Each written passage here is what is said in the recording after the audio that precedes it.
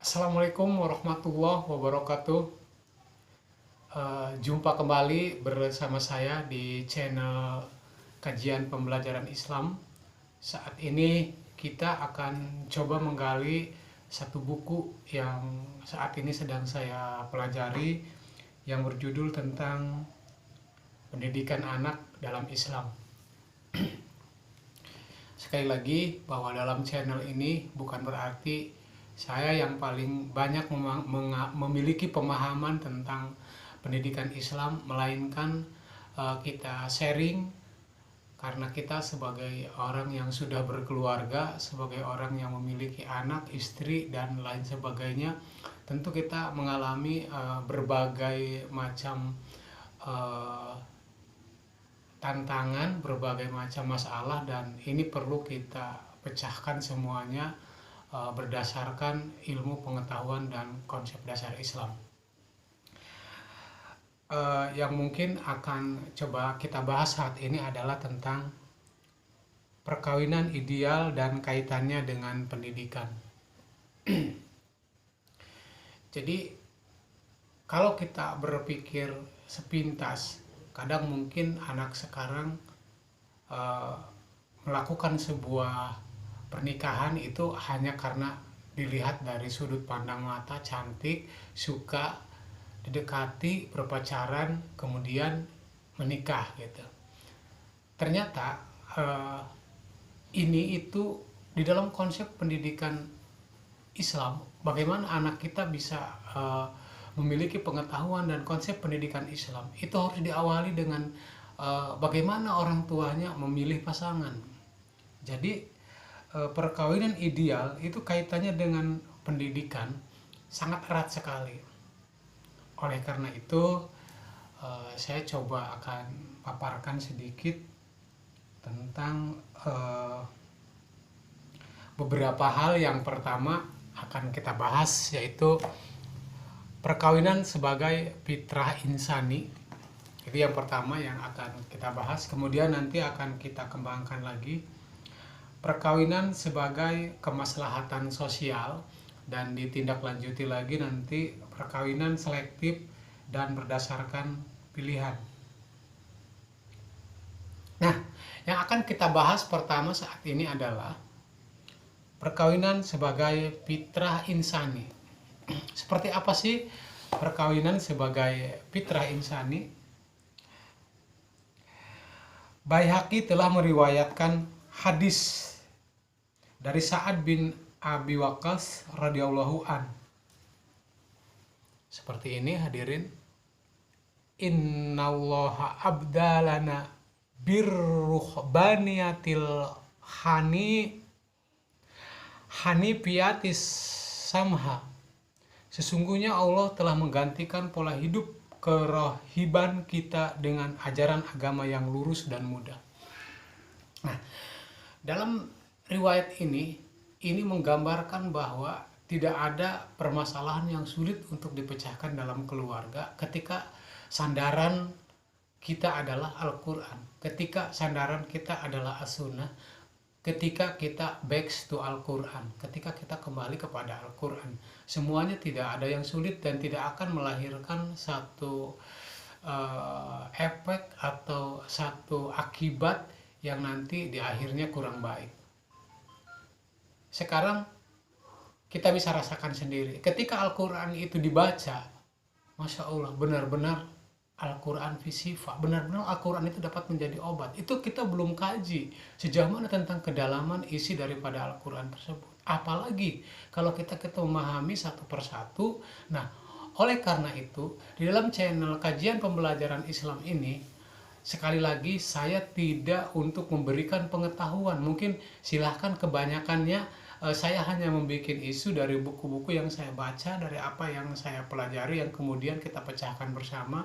Saya juga punya masalah, mungkin Bapak dan Ibu punya masalah. Sekali lagi kepada para ustadz, para ulama, dan juga para tokoh agama, silakan untuk memberikan masukan di channel kajian pembelajaran Islam ini dalam rangka membentuk pribadi keluarga yang islami berdasarkan Al-Quran dan As-Sunnah. Hadirin sekalian yang dirahmati dan dimuliakan oleh Allah Subhanahu wa taala. Sabda Rasulullah Shallallahu alaihi wasallam yang diriwayatkan oleh Tabrani dan Baihaqi. Mangkana mu'syiron li ayyunkiha summa lam yunkih falaisa minni. Ini yang mungkin harus kita pahami. Maaf, banyak di sekitar kita dikatakan banyak memiliki pengetahuan agama sampai dengan saat sekarang. Ada yang sampai dengan 50 tahun, ada yang sampai lebih dari 50 tahun, alasannya belum ada jodoh. Entahlah seperti apa yang dia cari. Padahal yang namanya pernikahan itu ya seperti yang disabdakan oleh Rasulullah. Siapa saja yang mampu untuk menikah namun tidak menikah, maka tidak ia termasuk golonganku. Sekali lagi, nikah itu bukan sesuatu yang bukan sesuatu yang harus ditakuti, tapi sesuatu yang sakral, yang mana dengan nikah ini yang tadinya kita belum ada suatu kedewasaan, nanti akan memunculkan kedewasaan yang baru. Yang tadinya misalnya rezeki kita tidak begitu lancar dengan binikahi, jadi tarik rezeki binikahi dengan menikah. Ini adalah hal-hal penting yang harus kita pahami, sehingga kadang orang banyak yang ketakutan dengan menikah. Bagaimana saya menikah?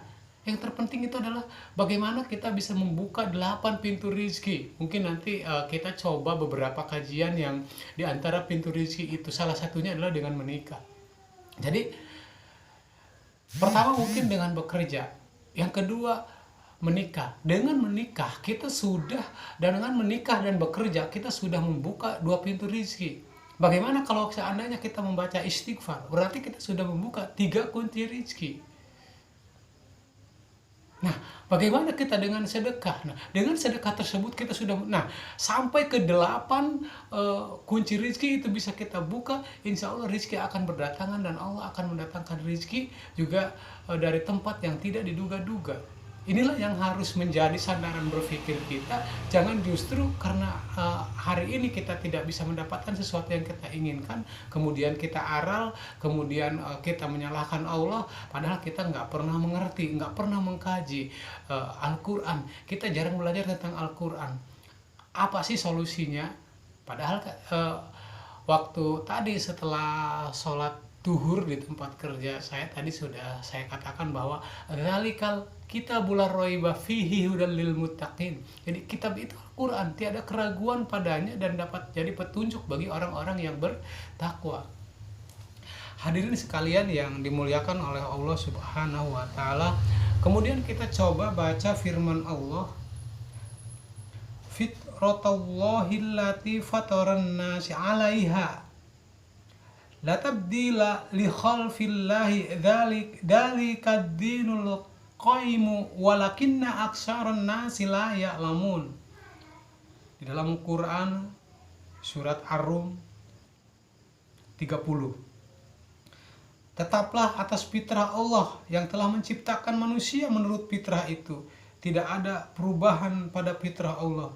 Itulah agama yang lurus, tetapi kebanyakan manusia tidak mengetahui.